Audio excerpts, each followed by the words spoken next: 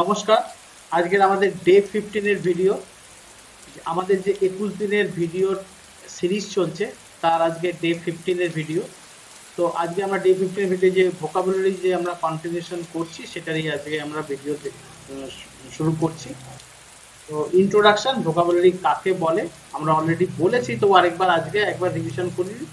As an English learner you sometimes experience a problem. তুমি যদি English শিখতে যাও, এক্সপিরিয়েন্স আ প্রবলেম, কি প্রবলেম হয়? Reading something, or even you are having conversation with people, কারোর সঙ্গে যদি কথা বলতে যাও, or even in listening to podcast, যদি কোনো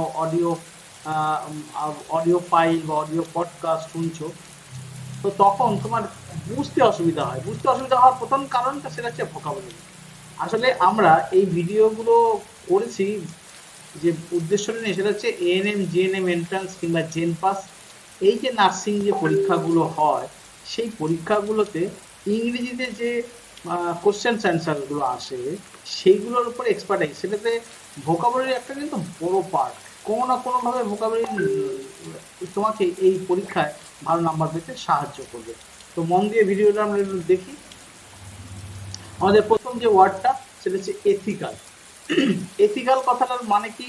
মানে হচ্ছে relating to believe about what is morally right and রং। তুমি যদি এটা বিশ্বাস করো যে নীতিগতভাবে কোনটা ঠিক কোনটা ভুল, সেটাই এথিক্যাল। নীতিগতভাবে তোমাকে এটা বুঝতে হবে যে এটা ঠিক কিনা, এটা ভুল কিনা। এরকম উদাহরণটা দেখলে আরো ভালো বুঝতে পারবো। I don't think it's ethical for you to accept a job you know you can't do. আমার মনে হয় এটা যে মাইনে এরকম দাঁড়ায় যে আমি এটা মনে করি, আমি এটা আই ডোন্ট থিঙ্ক, আমি এটা মনে করি না যে এরকম কোনো কাজ তোমার নেওয়া উচিত বা এরকম কোনো কাজে তোমার জয়েন করা উচিত যেখানে তুমি জানো যে এই কাজটা তুমি করতে পারবে না। মানে তো এটা এটা তোমার তোমার একটা স্বাভাবিক বিশ্বাস যে তুমি এই কাজের উপযুক্ত না, সেই কাজটা তোমার নেওয়া উচিত বা সেই কাজ তোমার করা উচিত না, তো সেই জবটা তোমার নেওয়া উচিত। কারিজমা। কারিজমা একটা সুন্দর ইংরেজি শব্দ। A special power that some people have naturally that make them able to influence other people and attract their attention and admiration.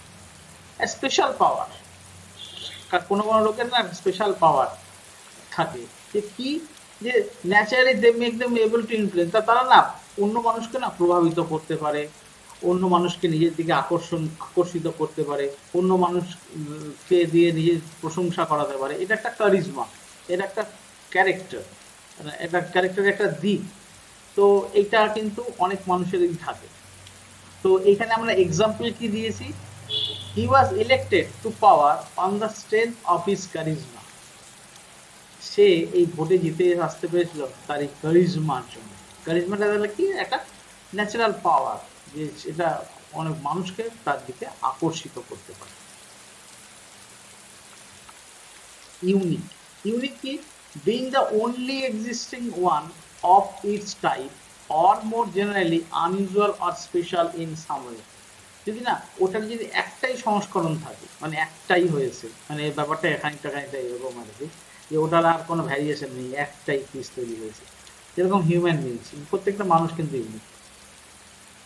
আমার মতন আর একটাও তৈরি হবে না, আমার মতন হবে না, আমার ধরনের হতে পারে কিন্তু আমার এক্স্যাক্টলি এরকম হবে না। সেটা যেন প্রত্যেকটা মানুষটাই ইউনিক। সেরকম আমরা উদাহরণ কি দিচ্ছি, each person signature is unique. প্রত্যেকটা মানুষের সই ইউনিক, ওটার মতন কারো হবে না, কারণ প্রত্যেকটা একটা স্টাইল আছে আলাদা। যাতে এস একটু অন্য স্টাইল লিখছে, এটাকে ইউনিক বলা হচ্ছে। জেনুইন। জেনুইন কথাটা মানে হচ্ছে if something is genuine it is real. Genuine কথাটা মানে হচ্ছে রিয়েল, এক্স্যাক্টলি যেটা সেটাই, and exactly what is appear to be, যেটা আছে সেটাই।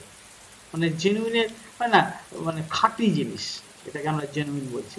উদাহরণ কি? He made a genuine attempt to improve condition. সে একটা না সঠিক, মানে সে একটা সততার সঙ্গে চেষ্টা করেছিল যে কারো কন্ডিশন ইমপ্রুভ, কন্ডিশনটাকে ভালো করা। Team work. the activity of working together in a group with other people, especially when it is successful. টিমওয়ার্কটা যখন না অনেকজন মিলে একটা কোনো কাজকে সাকসেসফুলি করে ফেলা, তখন এটা আমরা টিমওয়ার্ক বলি। কিরকম? only teamwork will enable us to get the job done on time. আমরা যদি নিজেদের মধ্যে একত্রিত হয়ে একটা টিমওয়ার্কের মাধ্যমে কাজ করি, তাহলেই কিন্তু আমরা এই কাজটা সঠিক সময়ে শেষ করতে পারব। Expertise, a high level of knowledge or skill, মানে চরম দক্ষতা। এক্সপার্টাইজ মানে এক্সপার্ট, এই জায়গা থেকে এক্সপার্টাইজ এই কথা। এক্সাম্পল কি দিয়েছি? she bring expertise on general financial and technical matters.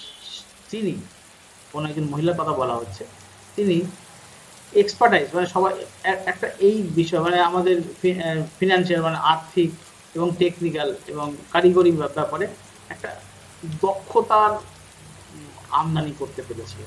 তিনি নিজেই হয়তো এই বিষয়ে বেশি দক্ষ, সেই জন্য যেই উনি এখানে এসছেন তাই কি হয়েছে যে ফিনান্সিয়াল অর্থনৈতিক ব্যাপারটা এবং টেকনিক্যাল ব্যাপারে সবাই বেশ একটা দক্ষতার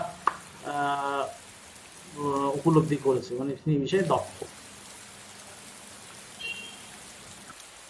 অ্যাটিটিউড, সুন্দর একটা ইংরেজি, a feeling or opinion about something or someone or a way on behaving that is caused by this.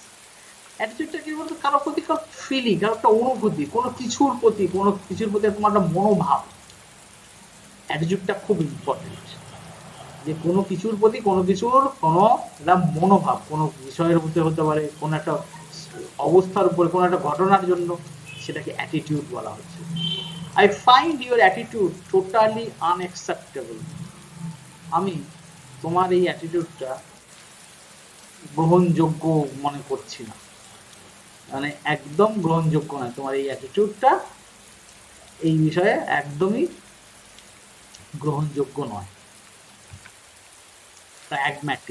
Pragmatic কথাটা মানে solving problem in a sensible way that suit the condition that really exist now rather than obeying the fixed theories, ideas or rules. যদি না কোনো একটা সমাধান এখনকার পরিস্থিতি অনুসারে করা হয়, পুরনো নিয়ম অনুসারে, পুরনো রীতি অনুসারে না করে এখনকার বাস্তবসম্মত ওয়েতে যদি কোনো সমস্যার সমাধান করা হয়, তখন তাকে আমরা বলি প্র্যাগম্যাটিক। উদাহরণটা কি? we need to adopt more pragmatic approach. আমাদের না যুগোপযোগী মানসিকতা রাখা উচিত, কারণ যুগের সঙ্গে সঙ্গে না মানসিকতাটাও মানুষের চেঞ্জ হয়। তো প্র্যাগম্যাটিক একটা সুন্দর ইংরেজি। মেটিকুলাস কি? Very careful with great attention to every detail. যদি কেউ খুব যত্নবান হয়ে কোনো এবং খুব মনোযোগী হয়ে কোনো কাজকে সম্পাদন মানে কোনো কাজের প্রত্যেকটা বিষয়ে, খুঁটিনাটি বিষয়ে যদি সম্পাদন করে, তখন তাকে মেটিকুলাস মানে কি? ভেরি কেয়ারফুল হতে হবে এবং গ্রেট অ্যাটেনশন, গভীর মনোযোগ দিয়ে এভরি ডিটেল, প্রত্যেকটা জিনিস, প্রত্যেকটা প্রত্যেকটা তথ্যের উপরে পুঙ্খানুপুঙ্খানু যদি নজর দিয়ে করা হয়, তখন আমরা তাকে মেটিকুলাস। উদাহরণটা কি? Clean the tools with meticulous care.